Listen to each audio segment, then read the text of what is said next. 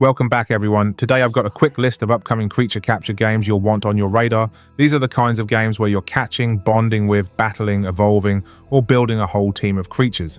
And honestly, the variety this year looks amazing. All the Steam links are in the description, so if any of these grab you, go wishlist them and keep an eye on updates. Alright, let's jump straight in. Number 1 is Witchspire. Witchspire is a survival crafting adventure set in a world that looks equal parts cozy and dangerous, like you're living inside a magical wilderness where anything can happen. The big hook here is that you're not just surviving and gathering materials, you're also befriending and battling creatures, and they're a huge part of how you explore and progress. What I love about the vibe is that it feels like you're building a life as a witch, not just running from one fight to the next. You're conjuring up a sanctuary, basically your own safe haven, and it sounds like the game wants you to actually live in that world, crafting, upgrading, and making your base feel like home, while still dealing with the danger outside. Combat and creature interactions seem like they're designed to be a core loop: explore, encounter creatures, build bonds, and then use that power to push deeper into the world. And if you're someone who likes playing these kinds of games with friends, Witchspire also supports co-op, but it can be played solo too. So it's not one of those games where you feel like you're missing out if you don't have a group. Also, a big thing to know right now, you can apply for the Witchspire playtest, so if you want to try it early and see how the creature system feels before launch, definitely check the Steam page and hit that request access button. This is one of those projects where the atmosphere and the creature gameplay look like they're going to carry the whole experience, so I'm really curious to see how the systems feel once you're actually hands-on. Number 2 is Path to Tamer Town. This one sounds perfect if you like monster collecting but want something more replayable and unpredictable because it's built around procedurally generated roguelite adventures. The setup is simple and satisfying. You're traveling from city to city, collecting badges, building your team, and making choices that shape each run. You'll be catching and evolving a team of creatures called Mokitons, and what stands out here is the combat idea. This real-time meets turn-based battle system. So instead of it being fully turn-based and static, it sounds like timing and momentum matter, while still keeping tactical decision-making. And all of it builds toward the big goal, the ultimate Stadium Showdown. If you like the idea of a creature collector where every run can feel different, and you're not just following the same route every time, this one feels like it could be a really good time. Number 3 is Never Wither.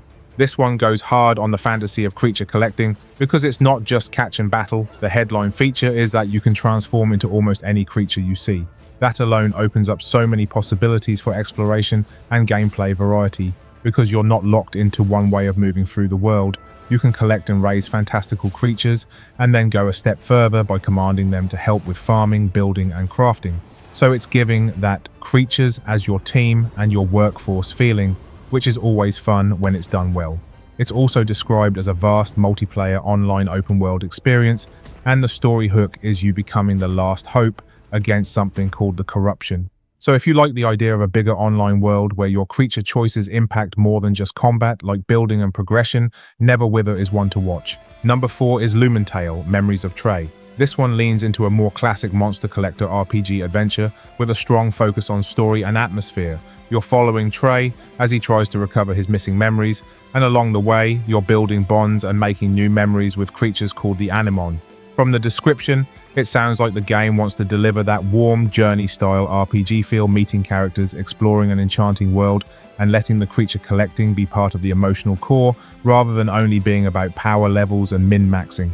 If you're into creature collectors that feel more like an old-school adventure, where the world and the story matter as much as the battles, this is the kind of game you probably want to wishlist right away.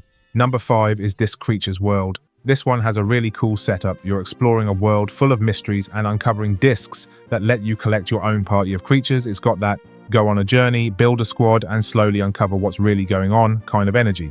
The battles are described as strategic, and there's also an emphasis on collectibles and meeting unique characters, which usually means you'll have plenty of side content and things to chase outside of just combat, and the vibe they're aiming for is a blend of nostalgia and novelty. So, familiar monster taming comfort, but with enough fresh ideas to keep it from feeling like a copy of anything else. If you want something that feels classic but still new, This Creature's World could be a nice surprise.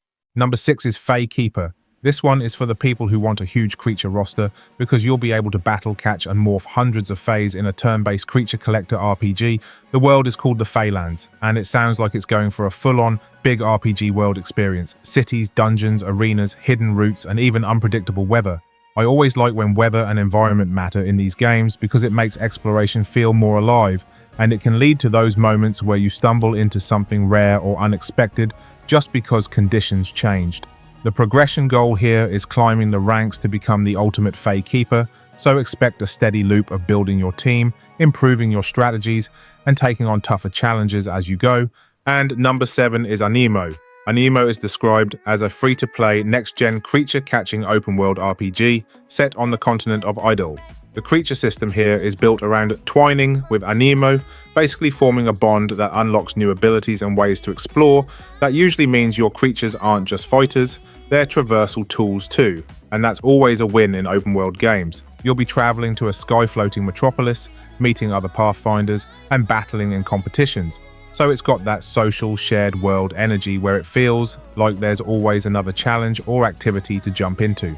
And I've also got beta access to the next test, and I genuinely can't wait to jump in and see how it feels. This is one of the games on this list that could really pop off if the world is fun to explore and the creature bonding system feels satisfying.